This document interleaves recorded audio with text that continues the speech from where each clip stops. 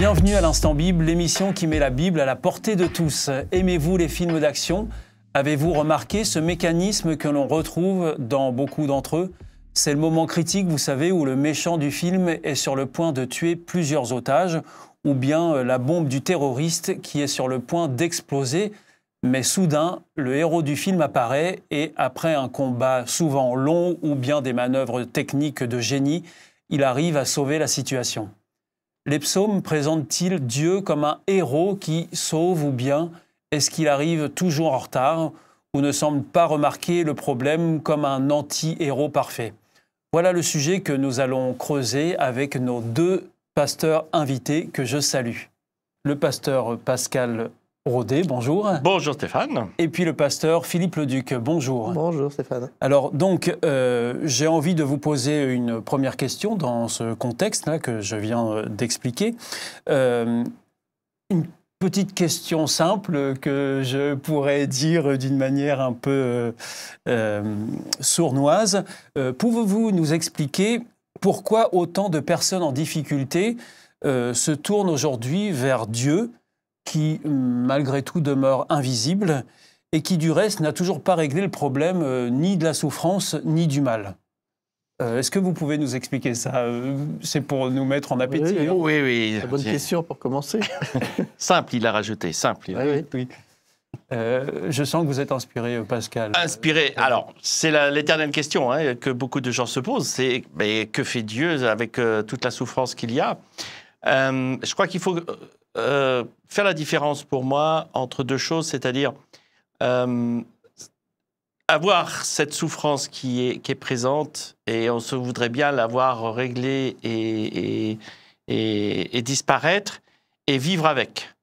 Et pour moi, c'est pourquoi je dis les deux choses, c'est parce que quelque part, Dieu, s'il veut enlever la souffrance, il faut enlever tout le monde, hein. Sinon, ça va pas le faire. Et puis, par rapport à l'autre idée qui veut, il y a la souffrance sur terre, c'est le péché, jusqu'au retour du Christ. Il y a un moment donné, il faut se dire qu'il faut vivre avec. Par contre, ne pas forcément accepter le mal qu'il peut y avoir. Ça, c'est une autre question encore. Mais alors, pourquoi est-ce que tant de gens se tournent vers un Dieu qui ne résout rien finalement? Je pense qu'ils se tournent parce qu'ils ont fait l'expérience qu'un jour, il y a eu des résolutions quand même. Donc je pense que c'est l'expérience qui fait que ces personnes-là se tournent vers Dieu, parce qu'ils ont déjà un certain nombre de vécus. Alors il y a toujours une première fois, de toute façon. Sa première fois, c'est ce qu'on appelle le pas de la foi. C'est-à-dire que je vais oser croire en Dieu, oser croire en ce qu'il me dit. Et on peut appeler Dieu le consolateur, donc celui qui vient à mon secours. Et à partir du moment où j'expérimente cette relation, eh bien, dès qu'il va y avoir quelque chose aussi de plus pénible, ça va être un peu comme un réflexe, parce que je sais au moins, en me tournant vers lui, j'aurai de la consolation, ce qui n'est pas toujours le cas quand on s'adresse à des êtres humains, où un être humain, un jour, il va dire oui, l'autre jour, il va peut-être être mal dans sa peau, il ne va pas accepter cette demande. Par contre, Dieu est celui qui accueille tout le temps. Mais ça, on peut le dire que parce qu'on a l'expérience de l'avoir fait. Puis je crois d'ailleurs, pour rajouter à ce qu'il dit, il y a aussi des gens, et ça il faut faire attention, qui se tournent vers Dieu parce qu'ils ont l'impression que ça va être une baguette magique. Je me tourne à Dieu, il va m'enlever tout de suite la souffrance, ça va être réglé, point barre. Et c'est pas le cas. Et c'est pas le cas, c'est pas forcément le cas comme on le souhaite. Et c'est ça aussi, un Dieu qui accueille, et je pense que le mot que Philippe a dit est important, Dieu accueille. Maintenant, à nous d'être accueillis, de se sentir accueillis et de comprendre l'objectif de Dieu. Et alors, une autre question, parce que c'est mon rôle de vous poser des questions. D'après les psaumes, on voit que des hommes font l'expérience de Dieu. Est-ce que dans la détresse que les hommes traversent, et les psalmistes notamment, est-ce qu'ils relatent des moments où Dieu vient les sortir de leur détresse? Oui. Philippe Leduc. On a des exemples. On peut vous citer quelques psaumes. Par exemple, j'ai pris le psaume 34 qui Dans ma Bible, le titre de ce psaume, c'est « Grâce au Seigneur, je n'ai plus peur de rien ». Hein. Ce qui veut bien dire ce que ça veut dire, c'est que l'intervention de Dieu fait une vraie différence dans la vie. Je lis à partir du verset 18, le psaume 34. « Ceux qui lui obéissent, le Seigneur les entend quand ils crient vers lui. Il les délivre de tout ce qui leur fait peur. Le Seigneur est proche de ceux qui ont le cœur brisé. Il sauve les gens découragés. Celui qui obéit à Dieu souffre beaucoup, mais le Seigneur le délivre de toutes ses souffrances. » Donc là, on voit un psalmiste qui dit clairement que Dieu n'est pas un Dieu qui observe simplement, mais c'est un Dieu qui agit en faveur de l'être humain. Et le psalmiste le reconnaît, sûrement parce qu'il l'a expérimenté aussi. Et il y a d'autres psaumes aussi qui vont dans ce sens. Oui, il y en a forcément plusieurs, parce que, encore une fois, les psaumes, c'est là où c'est l'expression de la relation avec Dieu que les hommes et les femmes ont vécu. Un autre exemple, donc le chapitre 18, le psaume 18, là aussi, psaume de David, où il y a ici toute une louange au Seigneur qui rappelle la libération que Dieu a rendue à David face à ses ennemis. Et il y a des phrases qui sont assez intéressantes. On prend tout de suite le verset 2, « Je t'aime, Seigneur, tu es ma force ». Tout de suite, il prend le parti d'affirmer cette force que Dieu lui donne, alors qu'il a quand même souffert pas mal de fois, David, avec ses ennemis, alors qu'il a crié plusieurs fois, mais il sait sur qui il peut compter. Et je pense que c'est ça le début du raisonnement face à la souffrance. Et puis, il y a toute une série de choses qui se passent. Et on revoit la même chose, verset 17 par exemple, « D'en haut, le Seigneur a tendu la main pour me saisir, il m'a retiré de l'eau menaçante, il m'a délivré de mon puissant ennemi, de ses adversaires trop forts pour moi. Ils avaient profité de mon malheur pour m'attaquer, mais le Seigneur est venu à mon aide. » Il y a ici une expérience de la part de David qui est une expérience solide. Oui, il a des ennemis, oui, il a souffert, oui, il y a eu, mais Dieu est intervenu, il y a eu une délivrance. Je pense que c'est ça aussi le point central. Et alors, dans la vraie vie d'aujourd'hui, de tous les jours, ça marche aussi, ça ? Oui, si on est croyant, c'est que, par définition, on pense que ce qu'ont vécu les gens qui ont écrit les psaumes, ce n'est pas simplement valable à leur époque, mais ça reste valable aujourd'hui. Si Dieu a été, est et sera un Dieu qui n'a pas de début ni de fin, il n'y a pas de raison que Dieu change son comportement vis-à-vis des êtres humains, des créatures. Donc oui, il agit encore aujourd'hui. Et quand vous allez vers des personnes, après, certains vont y voir la main de Dieu dans ce qu'ils vivent, d'autres vont y voir peut-être le hasard ou d'autres choses. Hein. C'est là que la foi entre en jeu. Et puis je crois qu'il y a aussi un autre élément qui est important, c'est la question du temps, où on dit « Oh là là, Dieu, qu'est-ce qu'il fait? Pourquoi il ne me délivre pas ?» etc. Mais parce qu'il y a aussi une expérience à faire avec Dieu où il m'aide à passer les étapes difficiles. Il ne va pas forcément régler lui-même les difficultés, les problèmes. Je suis là aussi pour apprendre et à comprendre la vie et les difficultés. Je dois en tirer des leçons.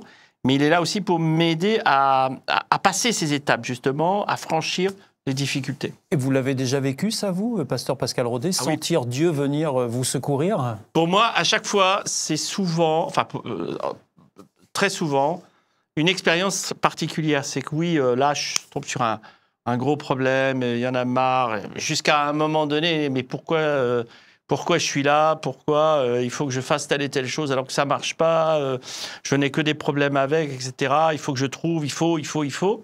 Jusqu'au moment où, dans mes prières ou dans ma relation avec Dieu, écoute Seigneur, là, je ne sais plus. J'ai trop de problèmes autour, là, je ne sais pas quoi faire. À un moment donné, je mets ça entre tes mains, je ne sais plus. Et très souvent, mon expérience a été la suivante. Hop, les portes se sont ouvertes. Il y a ce côté où Dieu me rappelle, ok, oui, bien sûr, il va falloir que tu règles tes problèmes que tu as, mais prends le temps aussi de me laisser tranquillement faire les choses. Et je pense que pour moi, en tous les cas, l'expérience énorme que j'ai faite, c'est m'abandonner à un moment donné à Dieu pour dire, écoute là, je te laisse régler la question, je ne peux pas. Alors, pasteur Philippe Leduc, vous l'avez déjà senti aussi, vous, le secours de Dieu, quand Oui, vous tout à fait. étiez en grande difficulté ou en difficulté tout court?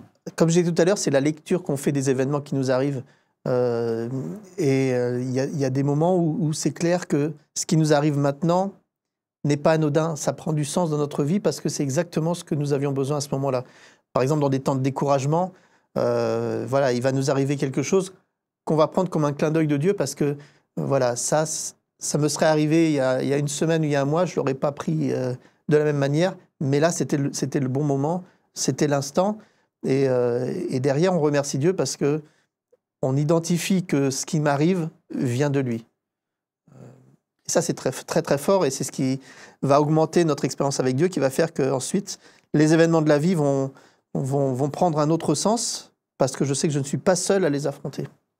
Alors, dans certains films, on voit le héros qui attend parfois l'intervention divine, là, dans des situations, dans un dénouement.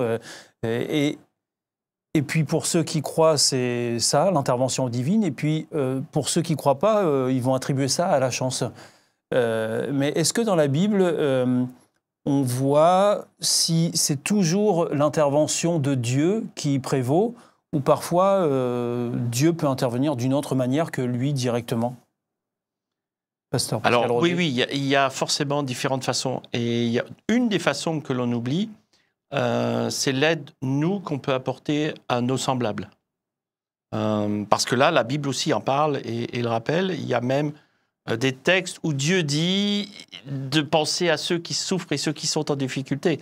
On a des exemples justement dans la Bible de textes qui parlent d'interventions autres que celles de Dieu? Tout à fait. On a plusieurs exemples dans la Bible. Et alors, on peut en prendre un à ce niveau-là. Et Exode 22, par exemple. Oui. Où il y a... Alors, Exode, c'est déjà un peu les règles de vie que Dieu donne à son peuple, en rappelant certaines choses, en devant vivre de telle et telle manière. Ça ressemble un peu à des lois. Ça ressemble pas. Hein, Ce sont des lois dans beaucoup de cas. Mais il y a du bon sens là-dedans. Et il y a le côté où Dieu dit... aimez-vous les uns les autres, aidez-vous les uns les autres.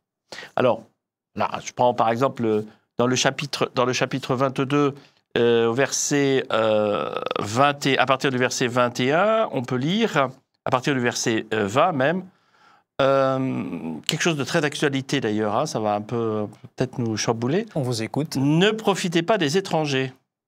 Bon, voilà. On pourrait s'arrêter là, mais... ne profitez pas des étrangers installés chez vous, ne les maltraitez pas.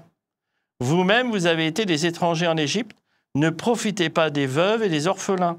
Si vous profitez d'eux, s'ils crient au secours, j'entendrai leurs cris. Je me mettrai en colère et je vous ferai mourir à la guerre. Alors vos femmes deviendront, etc., etc. Quand je parlais de bon sens, c'est un peu ça. C'est ne maltraitez pas les autres, ne donnez pas du malheur aux autres. Aidez-les, soutenez-les. Lorsque il est parlé des étrangers installés dans le pays, accueillez-les, faites du bien pour eux. Ne soyez pas sujets de difficultés, de problèmes, etc. Et là, en ce moment, c'est la grande discussion dans nos pays européens avec l'immigration et tout. Mais il y a du bon sens. La pauvreté, c'est une question importante. C'est pas un mal ou un malheur qui arrive en disant « Oh là là, ça y est, c'est Dieu » ou « c'est comme ça » ou « c'est la... » Non, il y a aussi nous où on peut apporter notre aide. Pasteur Philippe Leduc, il y a une histoire bien connue aussi dans la Bible qui est celle du bon samaritain. Même si nous arrivons à la fin de notre émission, on peut mentionner cette histoire, oui, tout à fait, cette parabole. Là aussi, l'intervention de Dieu passe par des hommes et des femmes qui acceptent d'être les bras de Dieu et d'être les oraux de l'autre. J'ai aussi un psaume, cette fois-ci dans le psaume 82, qui va un petit peu dans le même sens, où Dieu nous invite à défendre les droits des orphelins et de ceux qui manquent de tout, faire justice aux malheureux et à ceux qu'on écrase par l'injustice, libérer les pauvres et ceux qui manquent de tout, arrachez-les aux mains des gens mauvais. Il ne va pas dire « je vais le faire moi-même, laisse-moi faire ». Il va dire « voilà, fais-le parce que je t'invite à le faire et tu vas être un agent important pour ces gens-là. Et donc Dieu nous pousse à la bonté pour les autres, à l'action pour les autres.